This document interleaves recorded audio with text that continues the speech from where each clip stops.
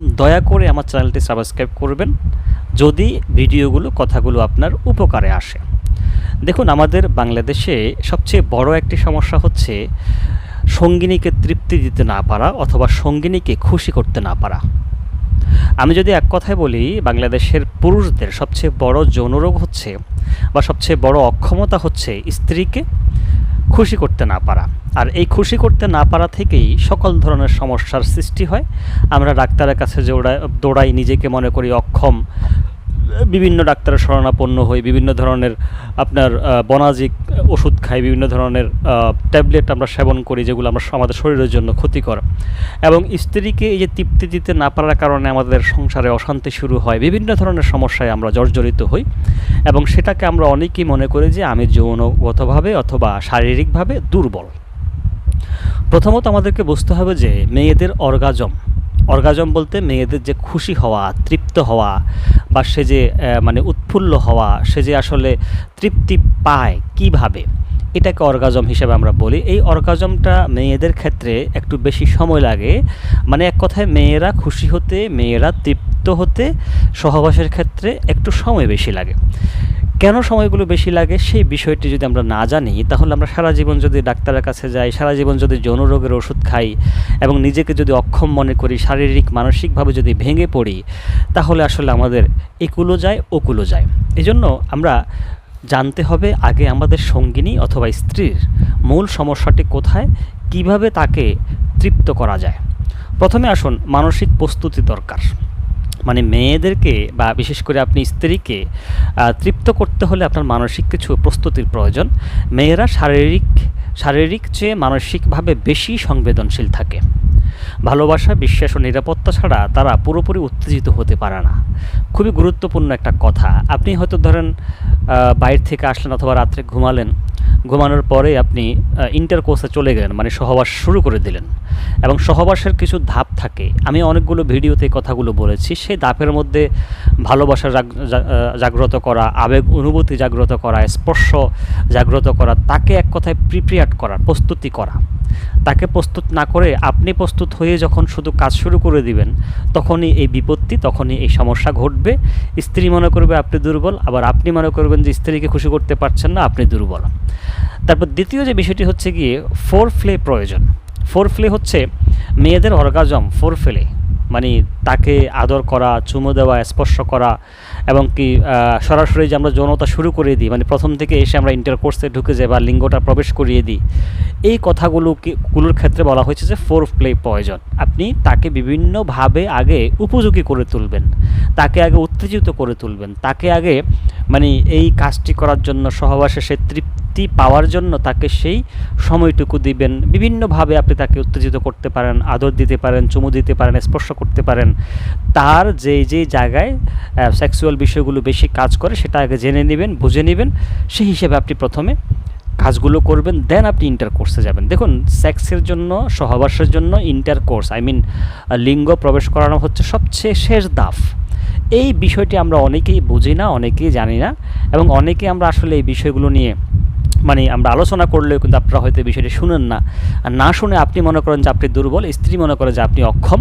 সেক্ষেত্রে আমাদের পারিবারিক দ্বন্দ্ব শুরু হয়, কলহ শুরু হয়, অথবা আপনি ডাক্তার, বৈদ্য, কবিরাজের কাছে দৌড়াতে আপনার টাকা যায়, অর্থ যায়, শারীরিক মানসিকভাবে আপনি ভেঙে পড়েন।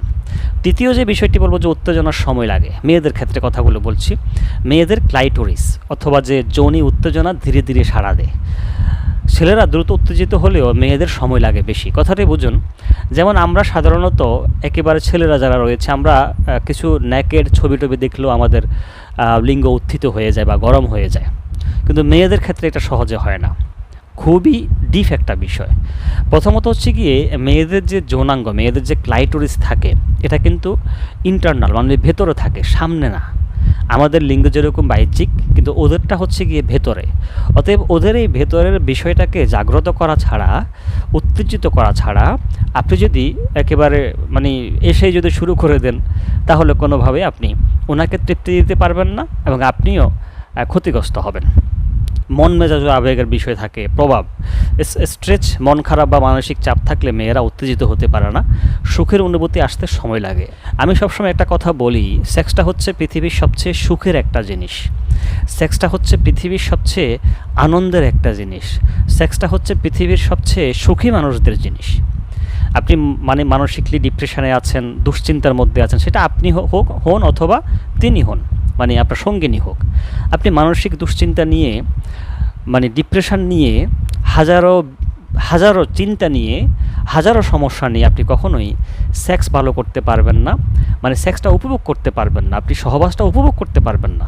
তো এই ক্ষেত্রে আমরা অনেক সময় দেখি যে আমাদের সঙ্গিনীর মন মেজাজ খারাপ থাকে বা কোনো কারণে সে টেনশন ফিল করে, তো সেক্ষেত্রে আমরা আসলে তার টেনশনটা না বুঝে, তার মন মেজাজ না বুঝে আমরা যদি শুরু করে দিই, আমরা যদি মানে কাজ করি, তাহলে সেক্ষেত্রে আমাদের ভালো ফলাফল তো দূরে থাক, বরং এটা আরও হিতের বিপরীত হবে। ওই যে কথাটা বললাম যে স্ত্রী আপনাকে আস্তে আস্তে সন্দেহ করবে। এরপর হচ্ছে হরমোনের কিছু ভূমিকা থাকে, হরমোন খুবই গুরুত্বপূর্ণ। আমরা জানি যে হরমোন মানেই হচ্ছে আমাদের সেক্স মানেই হচ্ছে হরমোনের একটা ব্যাপার। পিরিয়ড চক্র থাকে, হরমোনের ওঠানামা মেয়েদের চাহিদা ও অনুভূতিকে প্রভাবিত করে। আমরা জানি যে আমাদের শরীরে বিভিন্ন ধরনের হরমোন রয়েছে, গ্ল্যান্ড রয়েছে, গ্রন্থি রয়েছে। এই হরমোন যেমন টেস্টোস্টেরন হরমোন আছে, প্রজেস্টেরন হরমোন আছে মেয়েদের ক্ষেত্রে। টেস্টোস্টেরন হচ্ছে পুরুষের আর প্রজেস্টেরন হচ্ছে মেয়েদের।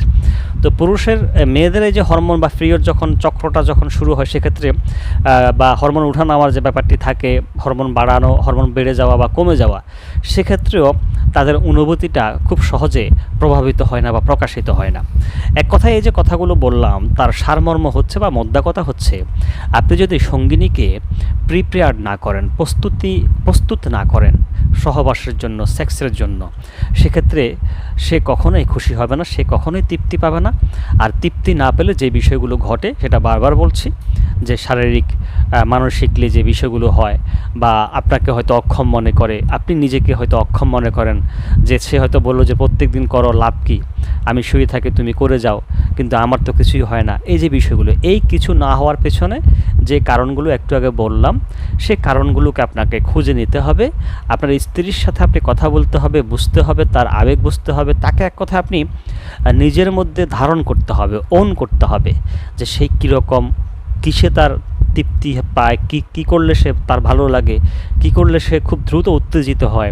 আপনি যখন দ্রুত উত্তেজিত যখন হবে বা উত্তেজিত যদি না হয়, সেক্ষেত্রে আপনি সারাদিন নিজে করলেন, তার কিছুই হলো না। এই জন্য তাকে যদি প্রথমে উত্তেজিত করতে পারেন, তাকে যদি সেক্সুয়ালি যদি প্রিপেয়ার করতে পারেন, প্রস্তুত করতে পারেন, সেক্ষেত্রে দেখবেন যে আপনার সময়ের আগে তার কিন্তু হয়ে যাবে, অথবা তার যে স্থলন যেটা হয় সেটা কিন্তু হয়ে যাবে।